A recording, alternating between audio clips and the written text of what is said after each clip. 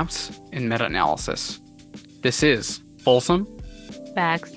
And faces. Hello, welcome back to Folsom Facts and Faces. We are finishing out our election coverage of 2024 general election with our final guest, Josh Hoover. Josh, thank you so much for coming on the podcast. If you don't mind for our listeners, could you introduce yourself, what you're running for, and what initially convinced you to run for this position? Sure. How's it going, guys? Thanks so much for having me. I'm Assemblyman Josh Hoover. I currently represent the 7th Assembly District in California, which includes the cities of Folsom, Citrus Heights, and Rancho Cordova. About half my district is also unincorporated. So we have the wonderful communities of Fair Oaks, Orangevale, Gold River, North Highlands, Rosemont, and a number of other areas as well. And so, yeah, excited to be on the podcast. I think love what you guys are doing with bringing just like a spotlight to some of these local races and the local faces. I think it's really great. So in terms of, kind of what prompted me to run, I actually started, I mostly grew up in Folsom. My family moved to Folsom in the late 90s. And my wife and I moved back in 2011 to raise our family here. And I actually started by running for the school board in Folsom on the Folsom Cordova Unified School District in 2018. I thought my kids were in the schools at the time, and I thought that it would be a really good thing to have a voice in the process for what's going on in education. I've always been a very passionate advocate for students and education and families. And so that's really kind of what got me engaged in public service from the beginning. I did not necessarily think I was going to be sitting in the assembly 4 years later. But COVID-19 hit in 2020. We had a lot of discussions over education during that point in time. I was a very strong advocate for getting our kids back to in-person instruction, and we were the first district in Sac County to do that.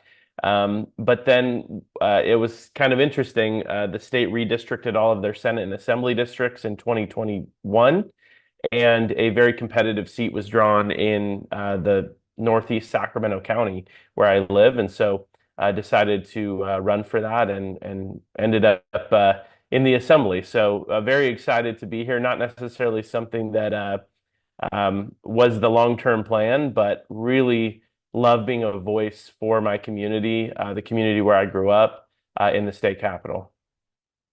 Awesome. Well, thank you, Josh. And I feel like I can speak for both Justin and myself when I say that we're really excited to have you on the podcast. I'm definitely excited to kind of, get into some more of those questions. I did want to touch back on when you were mentioning, District 7, covering that large area within Eastern Sacramento, the different neighborhoods that you mentioned. Beyond where you live, and have previous experience as an elected representative, in what ways have you been able to connect with the rest of the district? Yeah, so no, it's a great question. I think it's funny because when you talk about the state assembly or the state senate, a lot, or even the governor's office, right? A lot of the focus is always on what is going on in Sacramento, right? What's going on at the state capitol, what laws are being voted on.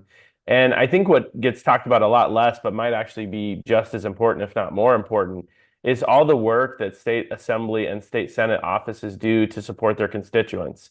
Um, you know, I've had so my district office is in Folsom, and we serve over 500,000 people in Northeast Sacramento County, and we do that we have an entire team of people on the ground in that office that are helping constituents deal with state agencies. So if you ever have a problem with the DMV or the EDD or the tax board or whatever it might be, our office can actually engage on that for you. And we help hundreds of constituents every year, in fact, thousands of constituents every year, opening cases for them, working on their behalf to help resolve their issues. And usually we are able to get some sort of positive resolution. And so that's really what I see as one of my biggest roles. Is obviously all the stuff that goes on in the state capitol is very important.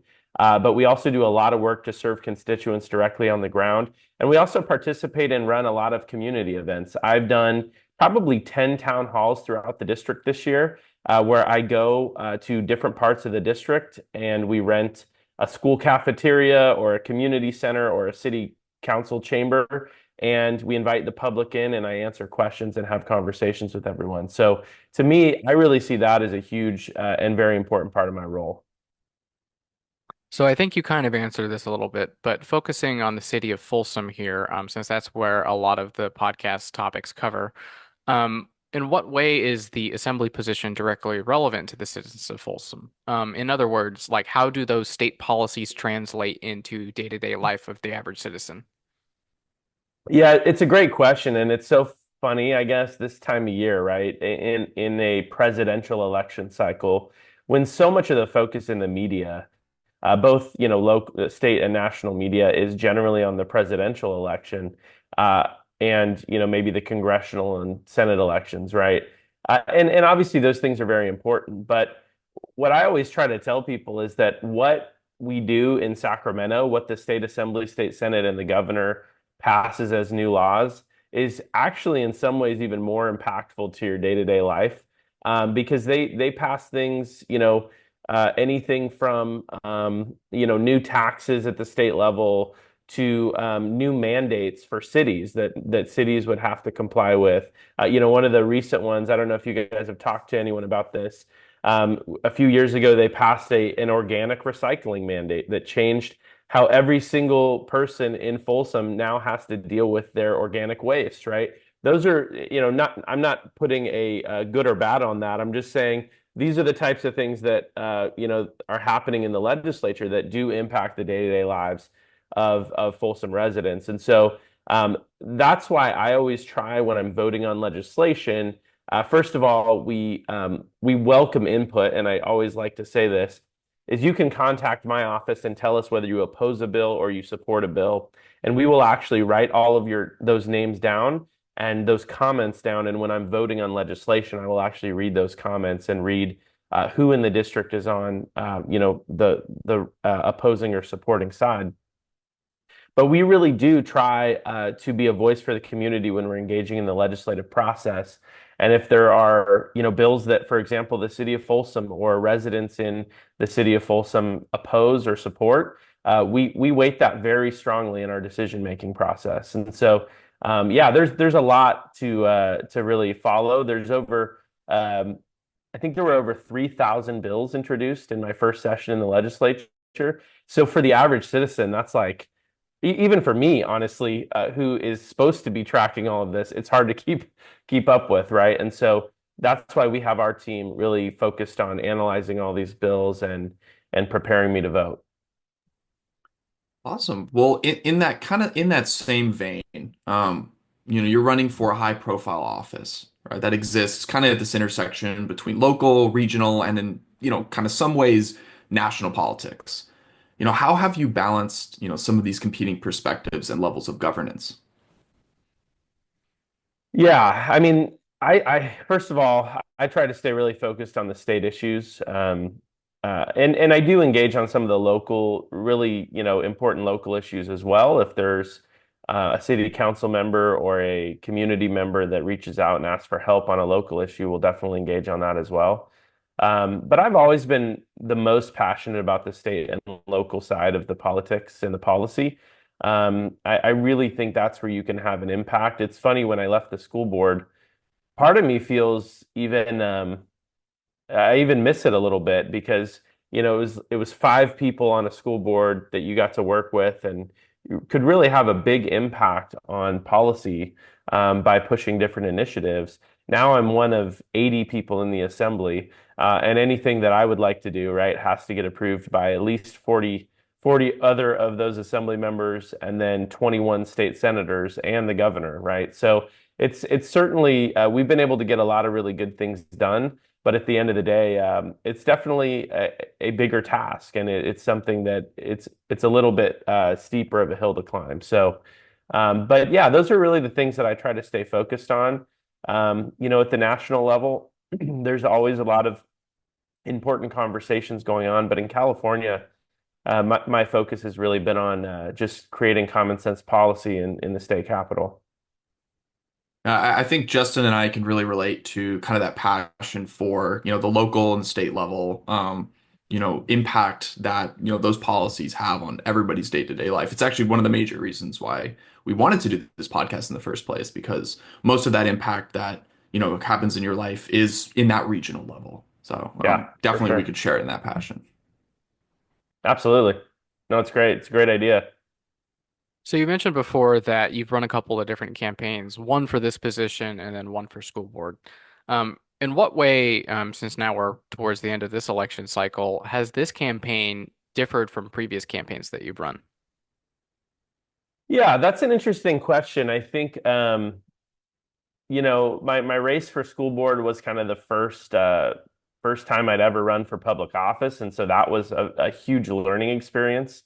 I think, and for those local races, especially school board, it's kind of harder to get people to come out and volunteer and to donate, right? And so, in a lot of ways, the candidate does most of the work, and it's really up to the candidate for the work that they want to put in.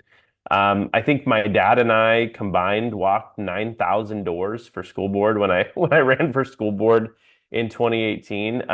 Very, very much a grassroots campaign, just um, taking our flyers around, knocking on doors, talking to voters, and we ended up being the top vote getter in that election.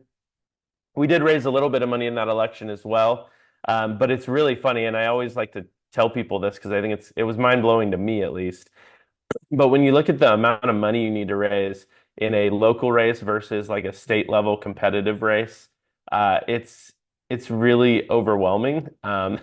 So I was the top fundraiser in 2018 for school board, and I think I raised maybe $20,000. And to me, that was like this astronomical amount. It was like that was mind blowing how much we were able to raise. And then, this cycle for assembly, which is my second time running for assembly, I think we just eclipsed the $2 million mark for raising dollars, right? So when you look at yeah, it's pretty crazy to think about, and honestly, that could lead to a whole nother set of conversations, I'm sure. But it's when I ran for assembly in 2020, or I'm sorry, 2022, I was a major underdog. I was running against a 10-year incumbent. I was really an upstart candidate. I had never run for state office before. I really wasn't able to raise a lot of money, and didn't have the ability to do that quite as well as my incumbent opponent could. And so it was a really tough race, and it was a lot of grassroots. We had hundreds of volunteers knocking on doors every single weekend, just basically teaching people about what I stood for and things like that. And so it was a really tough race. This cycle has been a little easier. I've been able to raise more money, and we've had a lot of volunteers, obviously. But the big difference is in 2022, I believe my opponent spent something like $4.5 million to get reelected, and I had maybe a third of that. So we got outspent 3-1. This cycle, it's been more of a 1-to-1 spend. And so I definitely think this cycle is going to be, I guess, more of a fair fight, you could say.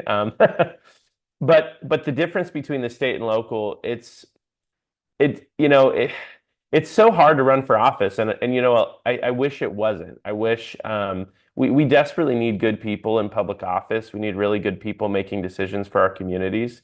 And I will say it's pretty daunting. Even to run for local office, it's a lot. I actually try to counsel candidates that are considering, I'll sit down with someone who's considering being a candidate for local office, and I'll talk to them about, what is needed, what is required. And one of the things that I tell them pretty regularly is you're going to need to set aside some stuff for the next few months and really focus in on this if you truly want to be effective and win. And it's a big sacrifice, so you have to be willing to make that sacrifice. And if you're not, you might not want to run. But I wish it was easier to run for office, but I have found that it's definitely very challenging. Yeah, I gotta say, $2 million, that's a lot of money. That makes $20,000 sound like a rounding error. Exactly. It really does, which is scary, right? Yeah. Wow. Yeah, that's incredible. I want to go back to, your current campaign a little bit. So, since you're running for re-election, voters have this benefit of being able to look at your record in office, when thinking about whether to vote for you. So my question kind of bouncing off of that is, what have you done so far in this position that you could point to something, to as something that you're particularly proud of, that you would want to convey to voters? Absolutely, yeah. So, I'm proud of a lot of the stuff that we've been working on. I think one of my big passions is obviously education, coming from the school board, being a parent of three, right? Care a lot about education. And when I came into the legislature this last cycle, one of the things I really wanted to work on was creating more phone-free spaces in our schools, and really allowing students to be focused on their academics. If there's a lot of new research coming out, and obviously we're sitting here talking on Zoom, and I think all three of us on this call obviously believe in the positive uses of technology and the benefits of technology. And I think there's a ton of benefits to the smartphone as well. But there are also harms and there are also downsides that I think we need to be aware of and try to limit to the greatest extent that we can. And so, as I've been reading a lot of the new research, there's actually a great new book out right now called The Anxious Generation by Jonathan Haidt, and he basically breaks down how this digital world has really harmed the mental health of our students and the mental health of young people.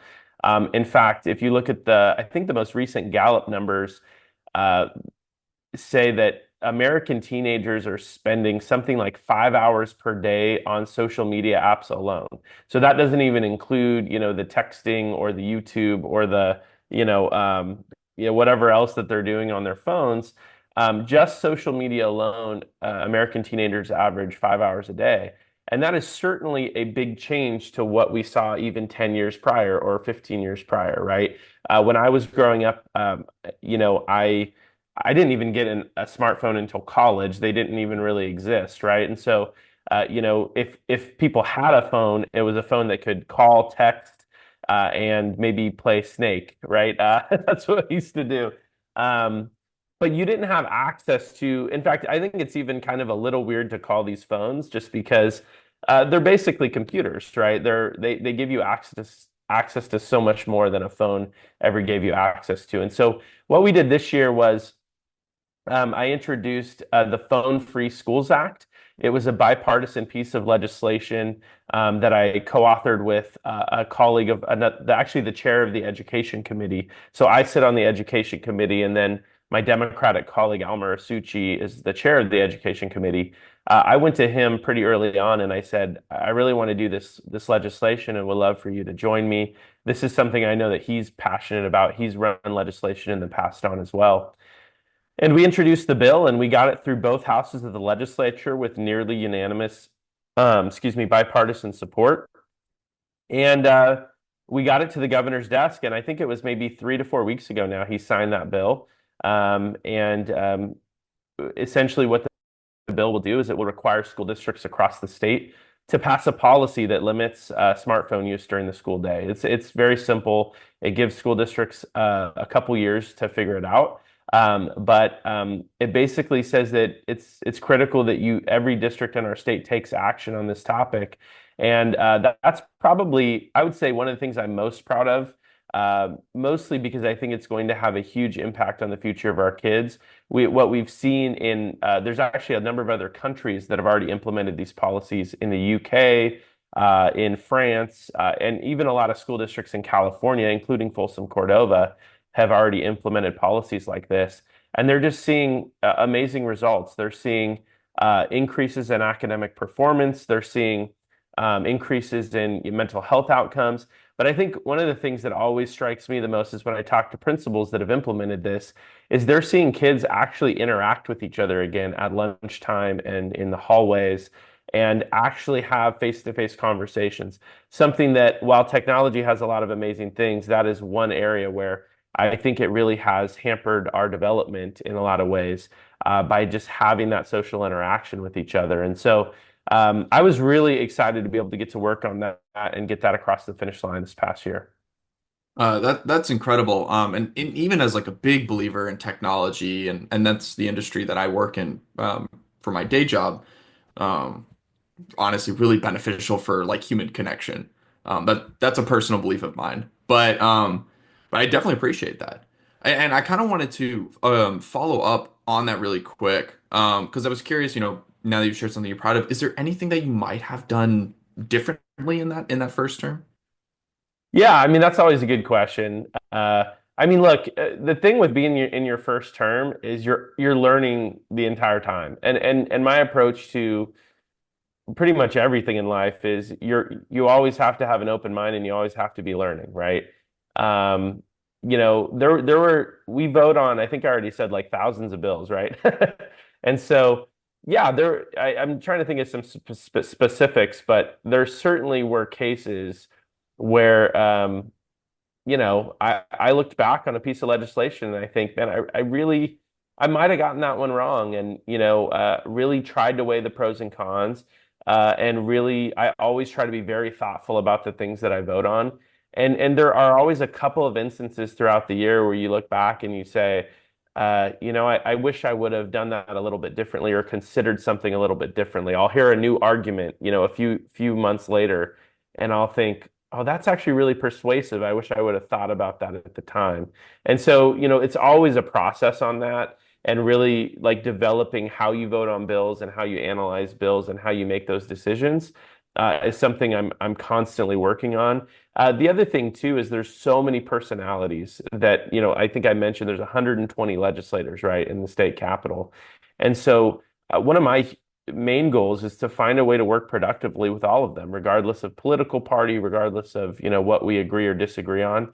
Um, and so, I really do feel that, that is something that I'm constantly improving and always thinking about like, oh, I wish I would have handled that situation better, right? Or something like that. And so, definitely a constant learning process. Kind of building off of what McLean asked, specifically since you are running for re-election, and if you are successful in your bid, how would your second term differ from your first? So one of the things that we didn't fully finish in my first 2 years that I really feel uh, needs to be continued if I win a second term for reelection is the work that we've been doing on homelessness. So when I came into the legislature, this is something that was one of my biggest priorities. Obviously solving our homelessness crisis, but also improving accountability and really um, making sure that we were being responsible with the dollars that we were spending in California. And so um, the first thing I did in 2023 in my first year in office was introduce an audit of homelessness spending. This actually got bipartisan support, just really to take a look at all of the dollars that we're spending in California and how we could spend those better. And so we got that passed. The state auditor returned back with their report in April of 2024. They found some pretty troubling things. We've spent nearly 24 billion taxpayer dollars on homelessness in California. We've seen a 32% increase in homelessness during that same period of time. And almost maybe even more troubling, we don't know where a lot of the investments went. We did not track where a lot of the money went. And so we were unable to measure the effectiveness of those dollars.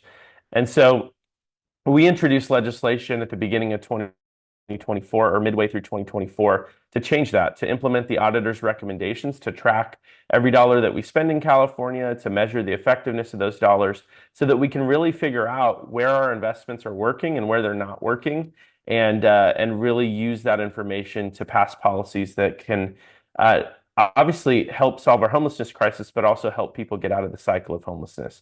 And so that is a huge focus of mine that continued. And unfortunately, so we did get that bill through every house of the legislature, both houses of the legislature with unanimous bipartisan support. Unfortunately, the governor did veto that bill a few weeks ago, and so will not be going into law. And so I think that's one thing that I really look forward to working on in my second term is how do we continue moving the needle on this? How do we continue making progress on addressing our homelessness crisis in California, and really, get people the help that they need, but also make sure that we're spending our taxpayer dollars wisely. Thank you, Josh. Wanted to kind of switch topics a little bit. We'd seen that you're also serving as an honorary co-chair for the Yes on Proposition 36 campaign. I was curious, how or what does balancing that campaign for the proposition and your own race look like? Yeah, no, and I'm glad you brought that up. I think Proposition 36, interestingly, when you go on your November ballot, it's actually the very last thing that you will see on your ballot. It's at the very bottom. After all of the candidates and all the propositions, but I actually think it's could be the most important thing that we've had an opportunity to vote on in a very long time. And so, I'm very passionate about getting that across the finish line. Essentially, for those that aren't familiar with it, it would uh, basically it actually does three things. It increases penalties on serial theft offenders to really get after the retail theft that we've seen growing in California. It also incentivizes mental health and drug treatment by bringing back something that is called a treatment mandated felony. It's basically an opportunity for someone that commits a crime to, instead of jail time and going to jail for that crime, to actually choose instead to go into treatment and work on addressing either their mental health or their substance abuse issue. And so I think that is also something that will be very helpful for solving our homelessness crisis. And then the third thing it does is it increases penalties on people that are dealing deadly fentanyl in our communities. And it actually treats fentanyl like other hard drugs in California. So cocaine, heroin, those types of drugs, it would put it in the same category as some of those other drugs. The fentanyl crisis is probably another topic, but it is something that I'm very passionate about as well, something that is really impacting our students in California. And we've actually lost a few kids in our very own community. And so, very thankful to be working on what I think is a very important proposition, Proposition 36. I have just, most of my focus is on my campaign, but I have, in the time that I am able to, really tried to just help get the word out and get the message out on Proposition 36, what it does, what it doesn't do, and really why it's so important to passing in California. So it's not too much of a conflict, right? Because really, in a lot of ways, it plays right into what I'm doing in my own campaign. And so, yeah, we're pretty excited about it. And I think the latest poll has it polling at 73% in California. That means that it is supported by Republicans, Democrats, Independents. It actually has been endorsed by Republican and Democratic mayors across the state, legislators across the state. Obviously, not everyone supports it, but I am very proud of the bipartisan coalition that they've been able to put together on it. And I look forward to that getting across the finish line. Yeah, it's definitely rare to see that kind of support, especially in these days when everyone is so divided in politics. It's so true, and that's such a great point because we talk about a lot within our, when we're talking about voting on bills, is that you want to advocate for things that are, there's some issues that are like we call 80-20 issues. 80% of people are going to support them, right? 20% maybe not. But if 80% of people support something, that is a huge number. The idea that our proposition is polling at 73 is it's really incredible, honestly. I haven't seen something like that in a while. Now, our last question for you is regarding another aspect of being an assembly member, and that is when you're an assembly member, you're assigned to a number of different committees.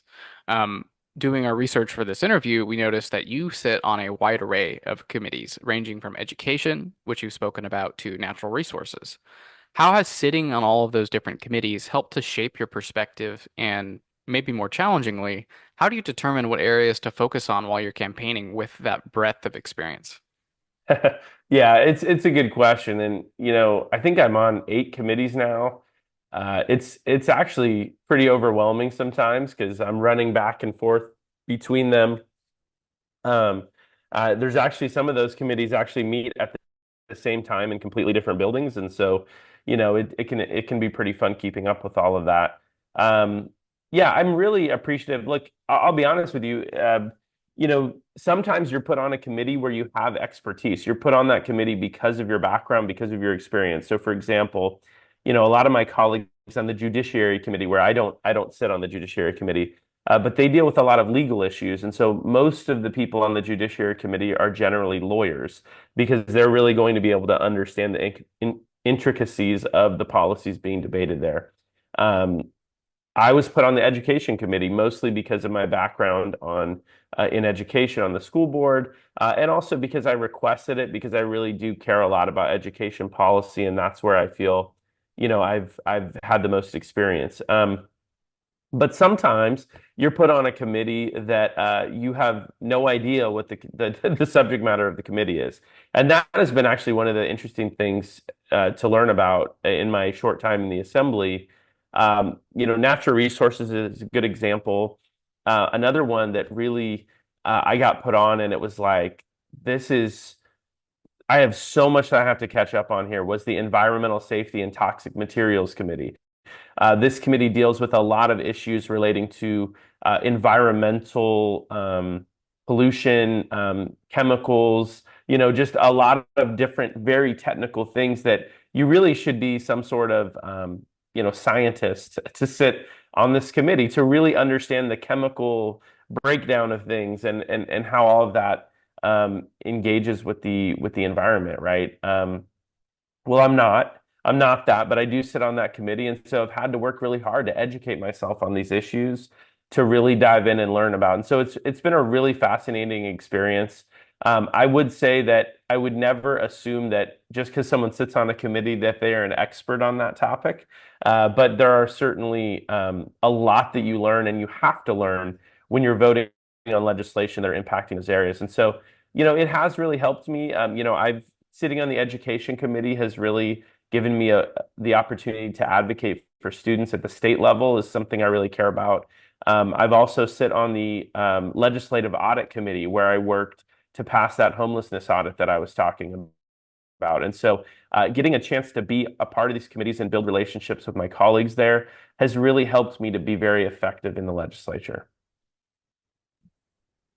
Awesome. Well, Josh, we really appreciate you taking the time, out of your schedule to, come on and share some of your expertise and your experiences. I'm going to open up the floor now. If there's anything else that you want our audience, to know about you or your campaign, now is the perfect time for us to do so. Appreciate it. Yeah, I mean, if people want to learn more, would love to connect with you. You can go to hooverforassembly.com to learn more about the campaign specifically. And you can also always reach out to call our district office as well. I don't have the web address. It's kind of complicated, but if you just Google Assemblyman Josh Hoover, it'll get you to our state page where you can connect with our team as well if you ever need help with anything. And so, yeah, I mean, listen, I really appreciate the opportunity to be on the show. I know we had some difficulty scheduling because my schedule's so insane, so I appreciate you guys working with me on that. But I just want to, commend you guys for doing this. I do a little podcast myself that I do about the legislative process, and it's just I think it's a really important space to be a part of. It's a really important thing that you guys are doing to really shine a light on local issues and local people. And I really appreciate the opportunity to come on with you. Well, thank you so much, Josh. And to the extent that we can work with you in the future, we'd love to. Thank you, everyone, for listening. Hope you all feel informed on the 2024 election and catch you next time.